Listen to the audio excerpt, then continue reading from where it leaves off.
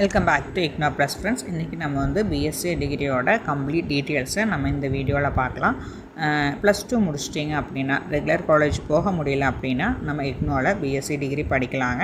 இதோட எலிஜிபிலிட்டி, இதோட ஃபீஸு எவ்வளவு, 3 இயர்ஸில் நம்ம முடிக்கலாமா, நமக்கு பிஎஸ்சி டிகிரி படிக்கும்போது ப்ராக்டிகல்ஸ் இருக்கா, எக்ஸாம்ஸ் எப்படியெல்லாம் நடக்கும், நம்ம எப்படி அட்மிஷன்ஸ்லாம் எடுக்கணுங்கிறத பற்றி தான் இந்த வீடியோவில் நம்ம பார்க்க போகிறோம். ஸோ வீடியோவை ஸ்கிப் பண்ணாமல் பாருங்கள்.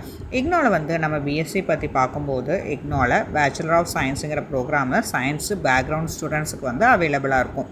இதில் வந்து நம்ம 2026 பாஸ்பெட்டிக்ஸ் பற்றி பார்த்தோம்னா பிஎஸ்சிஎம் இந்த ப்ரோக்ராம் வந்து 10th +2 வந்து சயின்ஸ் சப்ஜெக்ட் எலிஜிபிலிட்டி இருக்கிற ஸ்டூடெண்ட்ஸுக்காக மென்ஷன் பண்ணியிருக்கு. ப்ரோக்ராமோட மினிமம் டியூரேஷன் வந்து 3 இயர்ஸும் மேக்ஸிமம் டியூரேஷன் வந்து 6 இயர்ஸும். ஸோ நம்ம ரெகுலர் காலேஜ் மாதிரி ஃபிக்ஸ்டாக 3 இயர்ஸுக்குள்ளே முடிக்கணும்னு ஒரு ப்ரெஷர் கிடையாதுங்க.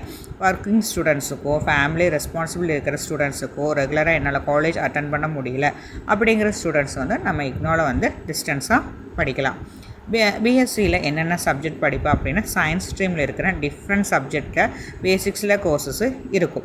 இக்னோ பிஎஸ்சி ரிலேட்டடான ப்ரோக்ராம்ஸில் சப்ஜெக்ட்ஸும் அதோட ப்ரோக்ராம் ஸ்ட்ரக்சர்ஸும் வந்து அஃபீஷியலோட ப்ராஸ்பெக்டிவ்ஸில் செக் பண்ணிட்டு தான் நம்ம அட்மிஷனே சூஸ் பண்ணணும்.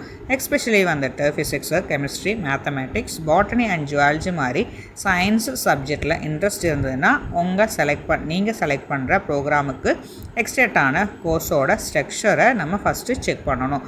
இதில் என்ன ஒன்று ஞாபகம் வச்சுக்கணும் அப்படின்னா, பிஎஸ்சி ஜென்ரலோ, மேத்தமேட்டிக்ஸோ, கெமிஸ்ட்ரி, பயோகெமிஸ்ட்ரிங்கிற எல்லா ப்ரோக்ராமுக்கும் வந்து சேம் எலிஜிபிலிட்டியோ இல்லைன்னா சேம் ப்ராக்டிக்கல் ஸ்ட்ரக்சர்ஸோ இருக்கும்னு நம்ம நினைக்கக்கூடாது.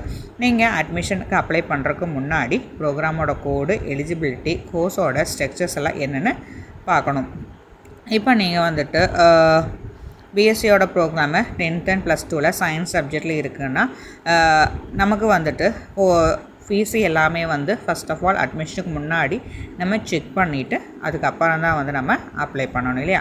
அதுக்கடுத்து என்ன அட்மிஷன் ப்ராசஸ். அட்மிஷன் நமக்கு எப்படி அப்ளை பண்ணணும்னா, இக்னோவோட அஃபீஷியல் அட்மிஷன் போர்ட்டலில் போகணும், ரிஜிஸ்ட்ரேஷன் க்ரியேட் பண்ணணும், பர்சனல் டீட்டெயில்ஸு, அகடமிக் டீட்டெயில்ஸ் எல்லாம் கரெக்டாக கொடுக்கணும்.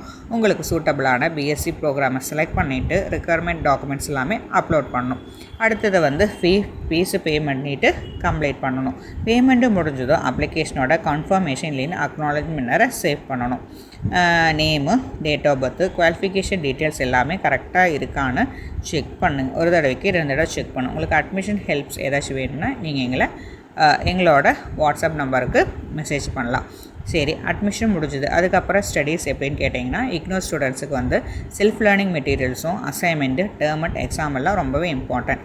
அசைன்மெண்ட்டை வந்து கரெக்டாக கோர்ஸோட கோடுக்கு சப்மிட் பண்ணணும்.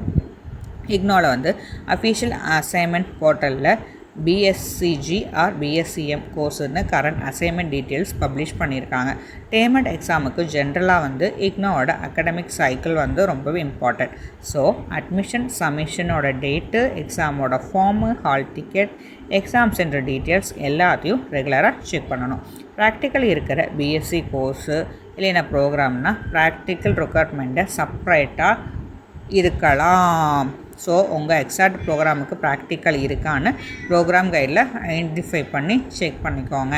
பிஎஸ்சி முடித்ததுக்கப்புறம் ஆப்பர்ச்சுனிட்டிஸ் நிறையாவே இருக்கும். நீங்கள் எம்எஸ்சி பண்ணலாம், PG, diploma, professional sales course based கோர்ஸஸும், காம்படிட்டிவ் எக்ஸாம், கவர்மெண்ட் எக்ஸாம் இல்லைன்னா ப்ரைவேட் செக்டர் ஆப்பர்ச்சுனிட்டிஸ் எல்லாம் உங்களுக்கு இன்ட்ரெஸ்ட் இருந்ததுன்னா அக்கார்டிங்காக நம்ம நெக்ஸ்ட் ஸ்டெப்பு சூஸ் பண்ணிக்கலாம். பட் ஒரு இம்பார்ட்டண்ட் பாயிண்ட் என்ன அப்படின்னா, job eligibility specific post notification வச்சு டிபெண்டில் தான் இருக்கும்.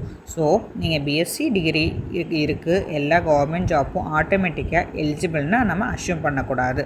ஸோ ஃப்ரெண்ட்ஸ், இந்த இக்னோ பிஎஸ்சியோட கம்ப்ளீட் கைடு வந்து உங்களுக்கு யூஸ்ஃபுல்லாக இருக்கும்னு நினைக்கிறேன். இதில் நம்ம eligibility, course, admission, assignment, exam, career எல்லாத்தையுமே வந்து இதில் நான் சொல்லியிருக்கேன். இது உங்களுக்கு யூஸ்ஃபுல்லாக இருக்கும்னு நினைக்கிறேன். நெக்ஸ்ட்டு இன்னொரு அப்டேட்டட் வீடியோவாக உங்களை நான் சந்திக்கிறேன் ஃப்ரெண்ட்ஸ். தேங்க்யூ.